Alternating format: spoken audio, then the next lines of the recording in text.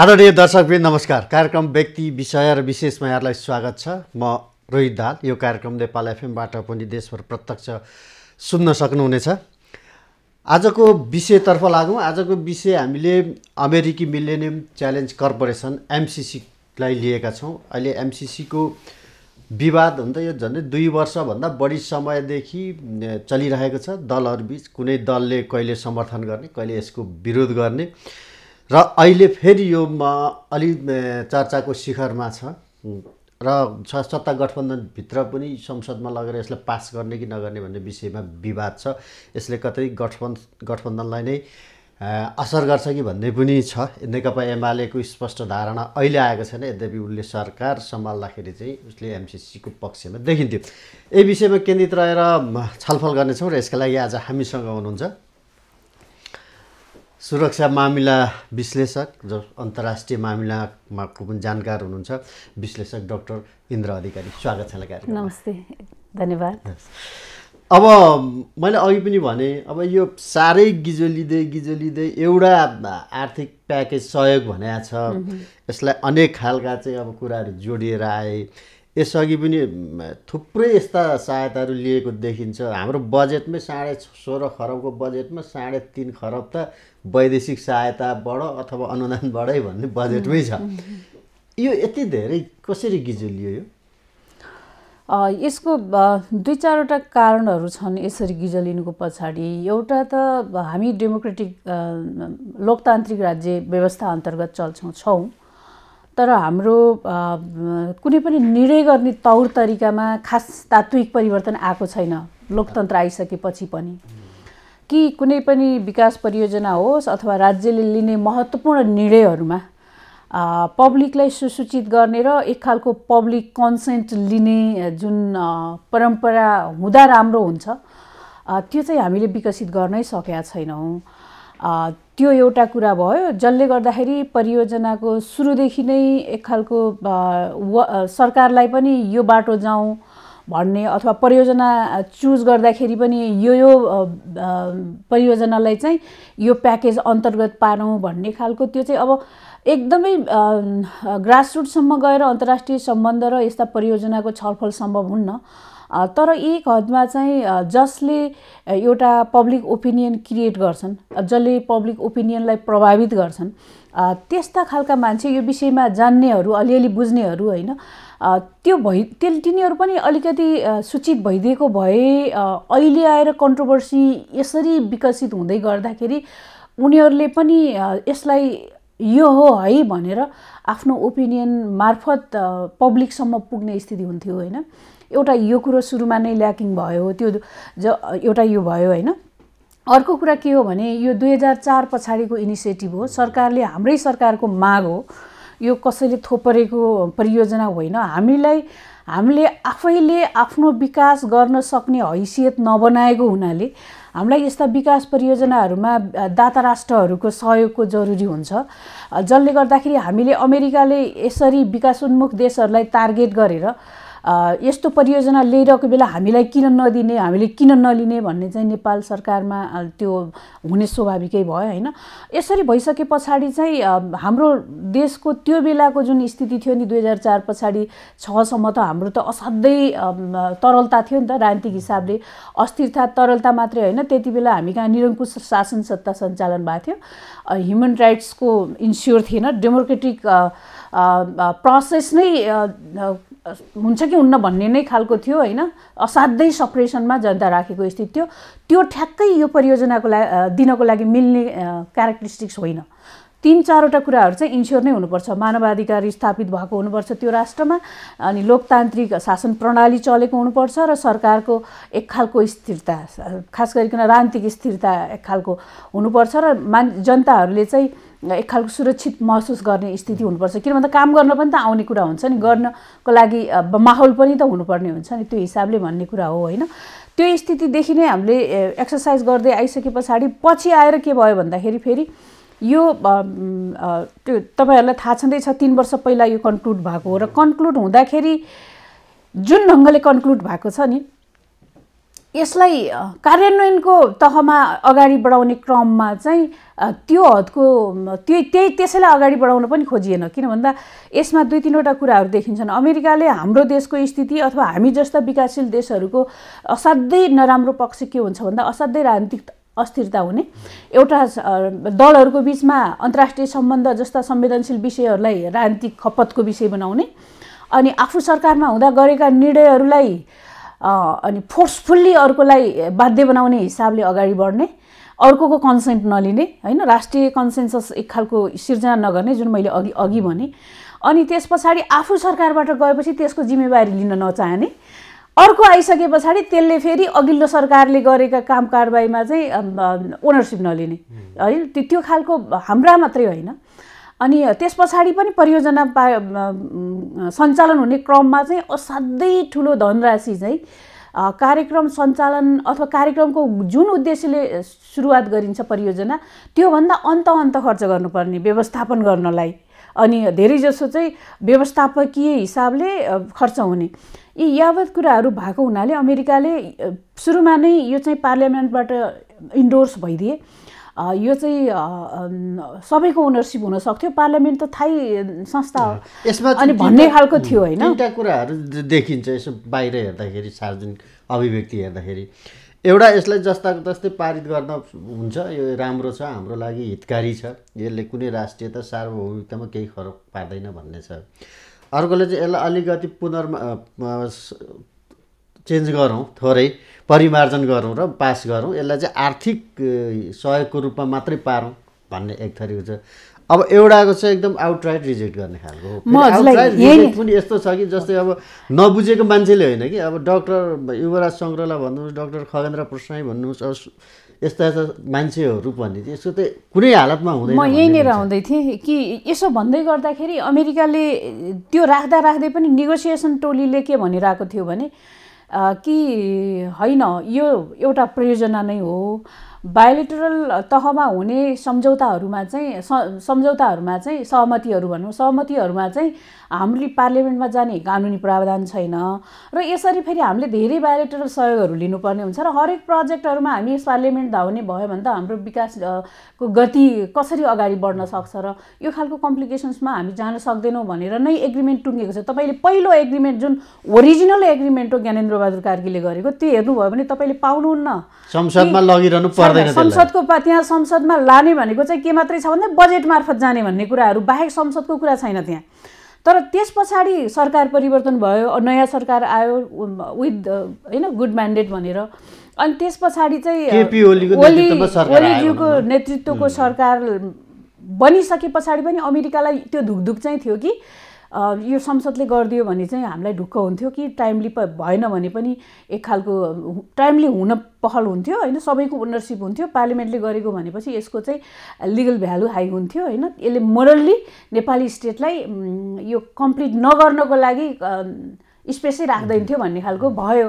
भइसके पछाडि उनीहरूले पनि त्यो आफ्नो कन्टिन्यू गरेपछि ओलीजीको त्यो टिमले अब अमेरिकालाई रिजाउने हिसाबले गरियो अथवा अरू कम्प्लिकेसन्समा लान गरियो, त्यो चाहिँ छुट्टै कुरा। तर त्यो फेरि अमेरिकालाई त्यो जुन जरुरी नै थिएन, कन्क्लुड भइसकेको सन्धि सहमतिमा पनि फेरि अर्को एउटा थप कुरा आयो, होइन। त्यस पछाडिको यो विग्रह हो भनेको संसदबाट पास गराउनु ओरिजिनल त्यो डकुमेन्टमा सहमतिमा छैन। केपी ओली नेतृत्वको सरकार आएपछि त्यतिखेर परराष्ट्र मन्त्री प्रदीप गेवाली र हो भन्दाखेरि डाक्टर युवराज कतिवटा अधिकारीहरूले के भन्छन् भने चाहिँ यो चाहिँ कानुन मन्त्रालय मार्फत भनियो, यो चाहिँ कि संसदमा गएर संसदले पारित गर्नुपर्छ भनेर कानुन मन्त्रालय मार्फत भनियो। त्यस पछाडि अमेरिकासँग फेरि अर्को चाहिँ सब्सिक्वेन्ट अर्को खालको सहमति भयो, थप सहमति भनेर बुझौँ न, भयो भन्ने कुराहरूमा चाहिँ। अब जहाँसम्म तपाईँले कन्ट्रोभर्सीको कुरा गर्नुभएको छ, मैले यसमा चाहिँ 2-4वटा फ्याक्टरहरू पाउँछु। एउटा चाहिँ हाम्रो चाहिँ असाध्यै दलीयकरण भएको देश हो, त्यो त हामीले भन्दै आएका छौँ। सँगसँगै आइडियोलोजिकल्ली पनि यहाँ असाध्यै एक्सट्रिमिस्टहरूको भएको देश पनि हो। असाध्यै अव्यवहारिक तर्क गर्ने, एकोहोरो तर्क गर्ने, पढेर टेक्स्टलाई तपाईँले पढ्दा र मैले पढ्दा फरक बुझ्नुपर्ने भने त त्यहाँ समथिङ इज रङ नि, होइन। अनि त्यो खालको छ, होइन, उग्र राष्ट्रवाद पनि छ, 3-4 थरी। एउटा चाहिँ हाम्रो चाहिँ अमेरिका भन्ने बित्तिकै विस्तारवादी भनेर माइन्डमै बोकेर हिँड्ने हाम्रो साथीहरू हुनुहुन्छ कतिपय होइन।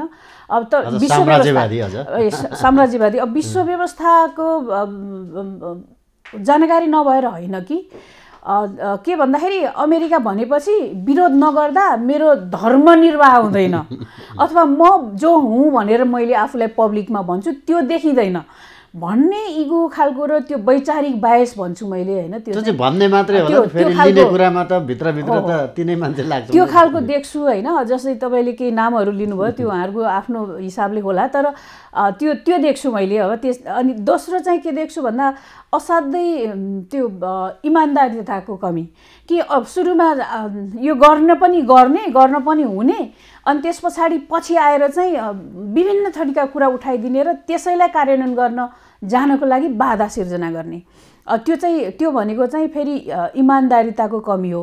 अनि अर्को पक्ष के छ भन्दाखेरि फेरि त्यो दुईटैले यसरी कुराहरू गिजलिरहेका हुन्छन्, कुन हो अनि त्यसपछि त्यो के अन्यलमा अनि दुईटा मध्ये व्यक्तिगत हिसाबले जसलाई यो मान्छे ठिक हो कि हो भन्ने लाग्छ त्यही मान्छेको तर्क बोकेर अनि यो एमसीसी ठिक छ, एमसीसी ठिक छैन, त्यो धारमा चाहिँ समाज यसरी विभाजित भएको छ कि ग्रासरुटसम्म तपाईँले देख्नुभयो भने जसलाई एमसीसीको फुल फर्म आउँदैन ती मान्छेहरूले एमसीसीको विरोध गर्छन्, अथवा जसलाई एमसीसी के हो भनेर थाहा हुँदैन ती मान्छेहरूले एमसीसीको सोझै सपोर्ट गर्छन्।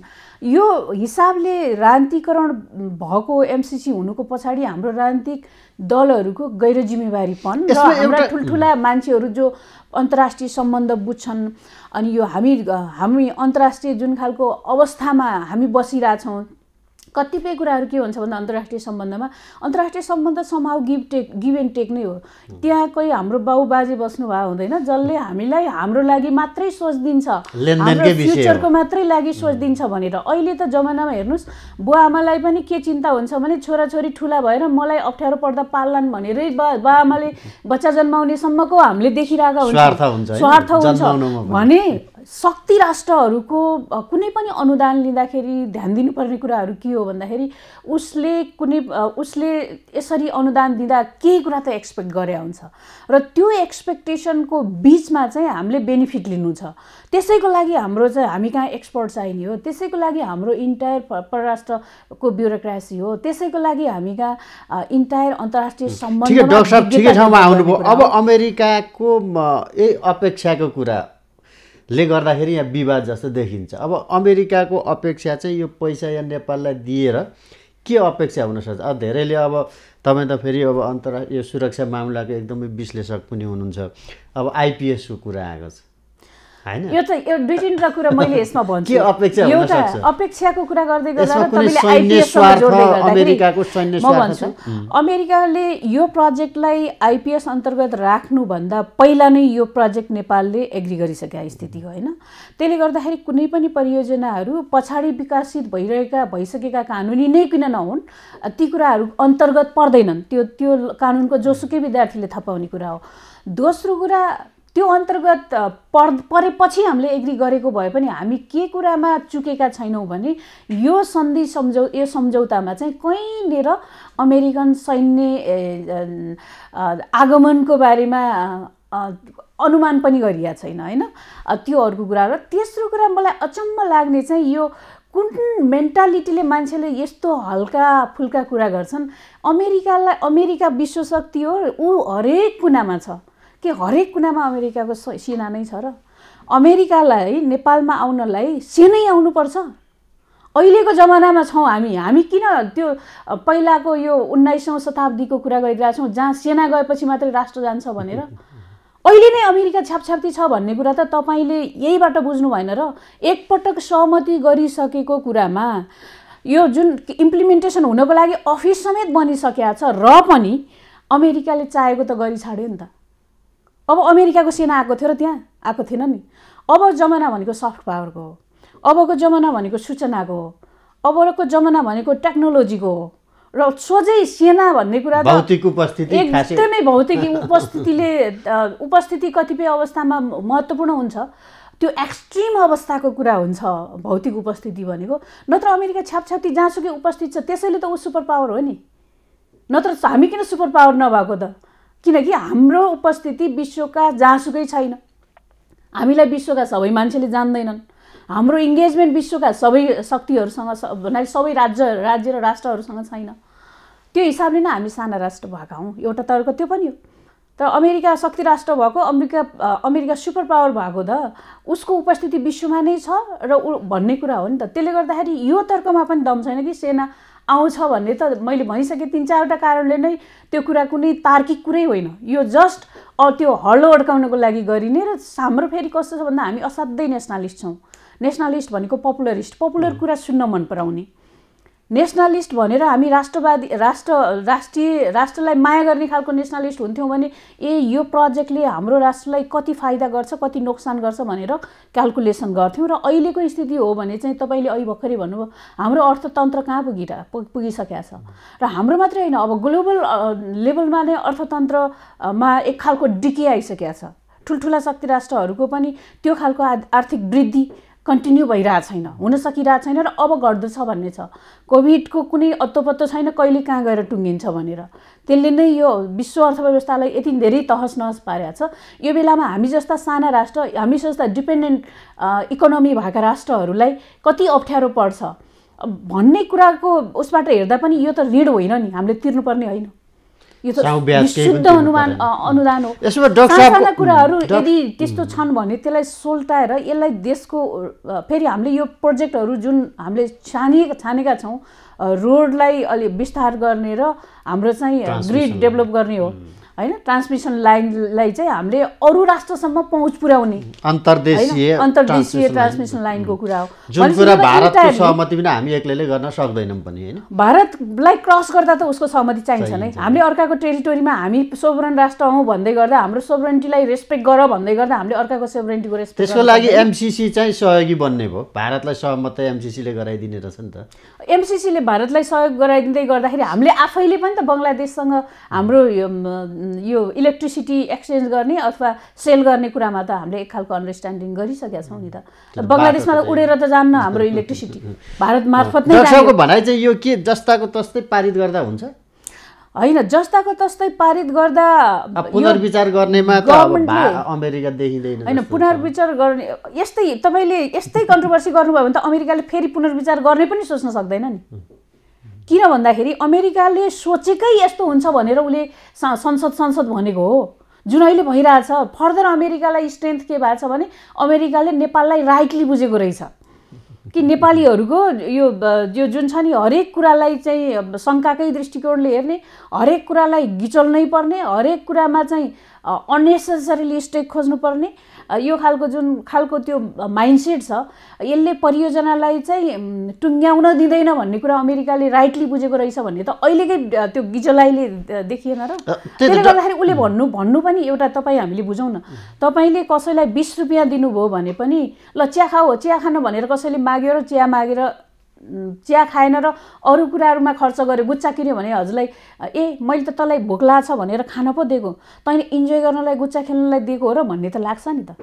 भने अमेरिकाले उसको जनताले जम्मा पारेको करको पैसा ऊ अकाउन्टेबल हुनु पर्दैन त्यहाँ, र त्यो अकाउन्टेबिलिटीलाई उसले यहाँबाट इन्स्योर गर्छ कि हाम्रो अनुदानबाट जुन जुन प्रोजेक्टहरू सिलेक्ट भएका छन् ती प्रोजेक्टहरू टाइमली कम्प्लिट हुन् भन्ने भाव राख्नु आफैमा गलत हो र त्यसले फाइदा हुने भनेको अल्टिमेटली त अमेरिकालाई होइन, अल्टिमेटली हामीलाई पास गर्दा हुन्छ। यो अहिले सम्झौता जस्ताको तस्तै पार गर्ने भन्ने कुरामा चाहिँ 2-4वटा इस्युजहरू यहाँ उठेका छन्। ती भनेका चाहिँ अडिटको कुरा उठाइया छ। अडिटको कुरामा कुरा उठाउँदा उसले अडिट पनि त्यहाँ छ क्लियरली लेखेको छ, अडिट हामीले पनि गर्न पाउँछौँ र तर विश्वसनीय अर्को पार्टीले पनि अडिट गर्न सक्ने स्थिति छ। त्यो अमेरिका र हाम्रो सहमतिमा फेरि यसमा त म डाक्टर साहबलाई एउटा सानो उदाहरण दिन्छु।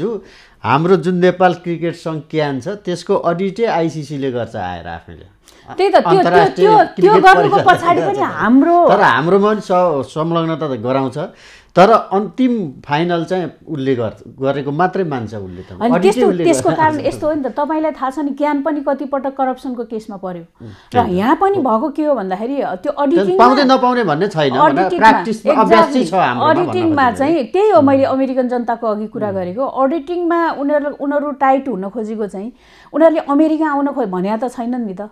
ट्रस्टवर्दी कुनै इन्स्टिट्युसनको कुरा गरेका छन् होइन, विश्व व्यवस्थाले मान्ने खालको त्यो खालको भनेर भनिरहेछन्। र त्यसमा त्यो भन्नुको मतलब त के छ भन्दा हामी एउटा परियोजना 100 रुपियाँको लिएर गयौँ भने 20 रुपियाँ मात्रै परियोजनामा जाने हो नि त। हाम्रो संस्कार अनुसार हेर्ने हो भने त हामीले गुन्डा पनि त्यही परियोजनाबाट कन्ट्रोल गर्नुपर्ने हुन्छ। हामीले त्यहाँका पार्टीका सानातिना भुरे नेतालाई पनि गर्नुपर्छ, त्यो भुरे नेता हुँदै ठुलो नेताहरूलाई पनि गर्नुपर्ने हुन्छ।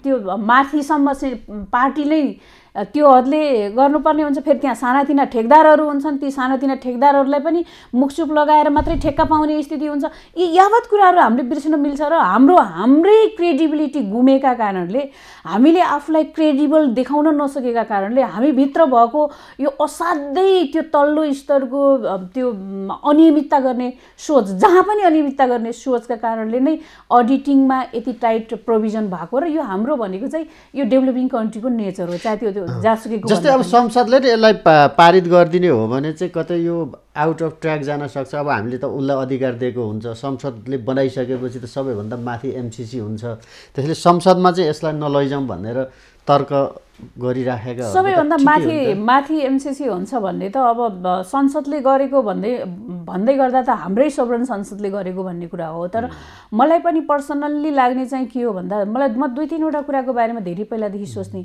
एउटा, यदि यो कन्ट्रोभर्सीमा नआउँदै छलफल बहस गरेर यो र हाम्रो ठिकै छ, हामीले अमेरिकाको लिने कि नलिने भए नलिन पनि सक्छौँ भनेर भन्न पनि सक्थ्यौँ। किन भन्दा हाम्रो यत्रो इकोनोमीको लागि 5 करोड अमेरिकी डलर 55 करोड अमेरिकी डलर आफैमा ठुलो कुरो होइन। तर कुरा के हो भन्दाखेरि हामीले त्यो चरण धेरै पहिला पार गरिसक्यौँ। पार गरिसके पछाडि हाम्रो पनि दायित्व के हो भन्दा यो परियोजनालाई सक्सेसफुल्ली कम्प्लिट गर्ने हाम्रो पनि, किन भन्दा हामी पार्ट अफ हौँ नि त, र मेजर स्टेक होल्डर हौँ अहिले आएर हामी। किन हाम्रो लागि यो हाम्रो लागि भन्ने हो यो परियोजना होइन। हामीले आफैले मागेको, हामीले आफैले चुज गरेको प्रोजेक्टहरू, र हामीले यो कम्प्लिट हुँदाखेरि फाइदा हुने हामी आफै हो। त्यसको जसरी अरूहरू लगानी गर्न आउनेको जस्तै 20 वर्षसम्म त्यसको फाइदा सम्बन्धित लगानीकर्ताले लिने भन्ने जस्ता शर्त त हामीले बेयर गर्नु पर्दैन नि। तर यो समग्रमा हेर्दाखेरि नेपाललाई यो सहमतिले बेफाइदा छैन। यो सहमतिले नेपाललाई बेफाइदा छैन। तर नेपालीहरू डराउनुको कारण के हो भन्दाखेरि यसमा 2-3वटा कुराहरू के छन् भन्दा तपाईँले अहिले भर्खरै भने बमोजिम यो प्रक्रिया अगाडि बढेन भने अहिलेसम्मको लगानीको जिम्मा, अहिलेसम्मको खर्चको जिम्मा नेपाल हाम्रो कारण हो नि त, उसको कारण भयो लिनुपर्छ एउटा कुरा होइन। र दोस्रो कुरा के पनि हो भन्दाखेरि फेरि पनि इन बिट्विन कुनै पनि अप्ठ्याराहरू अथवा कुनै पनि भवितव्यहरू यो प्रोजेक्ट अन्तर्गत आइपरेर एक्स्ट्रा खर्च हुने स्थिति भयो भने त्यो एक्स्ट्रा खर्चको जोहो पनि नेपाल सरकारले नै गर्नुपर्ने हुन्छ। किन भन्दा नेपालका कारणले नेपालमा भइरहेको हुन्छ। र अर्को सबैभन्दा चाहिँ इम्युन दिने भन्ने कुराहरू छ त्यहाँ।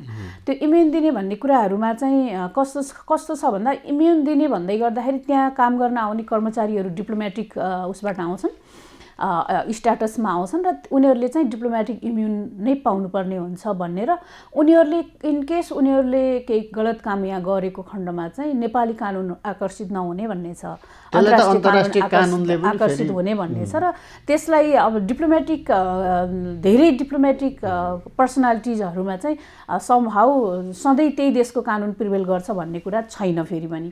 त्यसले गर्दा यो समग्रमा हो, कन्ट्रोभर्सीमा आउनुभन्दा पहिला बहस हुनुपर्थ्यो जुन गल्ती गरेको हो। किन भन्दा हामी डेमोक्रेटिक स्टेटमा छौँ, यसबाट पाठ सिक्नुपर्छ नेपाल सरकारले ठुला परियोजनाहरूमा। र दोस्रो मैले सँगसँगै भन्न खोजेको कुराहरू चाहिँ के पनि हो भन्दाखेरि हामी कहाँ चाहिँ अलिकति बढी चाहिँ हामीले अरूको बारेमा सोध्छौँ। अरूको बारेमा सोच्ने तत्त्वले पनि यो प्रोजेक्टलाई गिजल्ने काम गरेको छ कि हामीले यसो गर्न बित्तिकै हाम्रो भारत रिसाउला, यसो गर्न बित्तिकै हाम्रो चीन रिसाउला, छिमेक होइन। अनि त्यो उनीहरू रिसायो भने हाम्रा डे टु डे उसहरूमा अप्ठ्यारो पर्ला। त्यो यति धेरै इन्फिरियर हिसाबले हामी सोभरेन कन्ट्री हौँ भने हामी सोभरेन कन्ट्री हौँ भन्दै गर्दा यति त हामीले सोच्न सक्छौँ नि त। सोभरेन कन्ट्रीले आफ्नो नेसनल इन्ट्रेस्टको लागि, आफ्नो इन्ट्रेस्टको लागि चाहिँ आफै डिसिजन गर्न पाउँछ, त्यो सक्छ। र फेरि हाम्रो इन्ट्रेस्टले हामीले अर्को राष्ट्रलाई अप्ठ्यारो पार्ने गरी त्यो एक्सर्साइज नै नगर्ने हैसियतका त्यो एकदमै असक्षम त हामी छैनौँ होला नि त। हामीले त्यो कुरालाई हेरेर नै त्यो कुरा गरेका छ होला हैन। र अर्को राष्ट्रसँग हामीले त्यति धेरै चिन्ता लिनुपर्ने चाहिँ यहाँ त्यस्तो केही पनि छैन। र हामीले सोच्ने कुरा के हो भन्दाखेरि हामीले हाम्रा छिमेकीहरूप्रति सचेत चाहिँ हुनुपर्छ। उहाँहरूको ब्लु इन्ट्रेस्टहरूलाई हामीले कतै पनि आचाउन दिनु हुँदैन। उहाँहरूलाई चाहिँ इन्स्योर गर्नुपर्छ। तर यो सम्झौताले त्यस्तो देखिँदैन हैन, कुनै चीनलाई घेर्ने कुरा पनि आउँछ नि त। अब यो सम्झौतामा त मैले चीनलाई घेर्ने त कहीँ पनि देखेको छैन हैन। स्ट्राटेजिकल्ली हेर्ने कुरा के हो भन्दा चीन ओभियसली दोस्रो शक्ति हो। अहिले तपाईँ हामीले कसैले नि अभोइड गर्न मिल्ने कुरा होइन। दोस्रो शक्तिको जहिले पनि प्रतिस्पर्धी भनेको पहिलो शक्ति नै हुन्छ र पहिलो शक्तिलाई चुनौती सधैँभरि दिने को हो भन्दा दोस्रो शक्ति नै हो। त्यसले गर्दाखेरि यो प्रोजेक्ट फेरि हामीले बुझ्ने अर्को कुरा के हो भन्दा यो इकोनोमिक एसिस्टेन्सको कुरा मात्रै भनेर सहजै बुझ्नु पनि अलिकति कमजोरी हुन्छ। यो चाहिँ रणनीतिक नै हो। तर यसरी रणनीतिक नै हो भन्दै गर्दाखेरि सेना नै आउने होइन, तर सेना आउने होइन। अनि त्यो चीनले पनि अब आफ्नो असाध्यै नजिकको राष्ट्रमा फर्स्ट पावर जोसँग ऊ प्रतिस्पर्धा गरिरहेछ होइन, त्यसको उपस्थिति अथवा उसको यो हुनु भनेको त फेरि सफ्ट पावर एक हिसाबले त तपाईँले पब्लिक डिप्लोमेसीमा पनि उसको एक्सेस बढ्नु पनि हो नि त। प्रोजेक्टमा धेरै मान्छेहरू इन्भल्भ हुन्छन्, रोजगारी हुन्छ, ठुल्ठुला प्रोजेक्ट सफल भएपछि यसले राष्ट्रलाई बेनिफिट हुन्छ, अमेरिकाको सहयोगका कारणले यस्तो भयो भन्ने हुन्छ, अमेरिकाप्रति गुडविल त बढ्छ नि त। र चीनले त्यो स्वभावैले पनि त्यो ईर्ष्या मान्छेमा जसरी हुन्छ त्यसरी राष्ट्रहरूमा पनि हुन्छ। यसमा के स्वार्थ चीनप्रति अमेरिकाको भन्दा पनि हाम्रो स्वार्थ पुरा हुन्छ। त्यसले गर्दाखेरि हामीले चाहिँ हाम्रो स्वार्थलाई हेर्ने हो। हाम्रो स्वार्थ हेर्दै गर्दाखेरि ए बाबा हामी चीनसँग पनि त हामी बिआरआई गरिरहेछौँ। अमेरिकाले रोक्न चाहेर अथवा इन्डियाले रोक्न चाहेर अथवा कुनै अर्को शक्तिले रोक्न चाहेर पनि हामी बिआरआईबाट ब्याक हुँदैनौँ, किन भन्दा बिआरआई हाम्रो निड हुन सक्छ। एकदमै अन्तिममा चाहिँ एउटा प्रश्न गरेर म समय सकिनै सकेको छ। अब यो हाम्रो पनि 13 अरब पैसा त्यहाँ हुन्छ होइन, 130 मिलियन त्यहाँ छ डलर, 55 करोड चाहिँ उसको भयो। अब त्यो हाम्रो पैसाको कुरा यति धेरै ठुलो पैसा होइन यो। एनसिएलकै तपाईँहरूले चाहिँ त्यो लाभ कर उठाउनु भयो, दलहरूले चाहेर भन्यो भने योभन्दा ठुलो पैसा उठ्छ। त्यसैले यो पैसा यत्रो राष्ट्रै विभाजित भइसक्यो, यो पैसालाई फिर्ता पठाइदिउँ। अमेरिकाले पनि अनावश्यक ढङ्गले दबाब सिर्जना गरिरहेछ। अब हामीले यत्रो विवाद भएपछि उसले फिर्ता पनि लान चाहँदैन, त्यसको भने स्वार्थ देखियो। त्यस कारणले यत्रो राष्ट्रै विभाजित हुने कुरा यो पैसा किन लिने, ठुलो पैसा पनि होइन भन्ने अरूसँग के हुन्छ? यसलाई दुई तिनवटा पर्सपेक्टिभबाट हेर्नुपर्छ। एउटा हो मैले अघि नै भनिसकेँ, पैसा त्यस्तो धेरै ठुलो पैसा होइन होइन, तर हामीले चुकिसकेका स्थिति हो, हामीले एग्री गरिसकेका स्थिति हो। दोस्रो कुरा के हो भन्दा यो पैसा मात्रै होइन कि, यो पैसा मात्रै होइन, यो सम्बन्ध पनि हो। अनि आफैले एग्री गरेको कुरामा इमान्दारिता कुरा आफैले एग्री गरे तपाईँ र म बिचकै सम्बन्ध जस्तै ठानौँ न त होइन। एक ढङ्गको सहमति भइसके पछाडि एउटा पक्षले ब्याक गर्यो भने अर्को पक्षलाई राम्रो लाग्छ र लाग्दैन।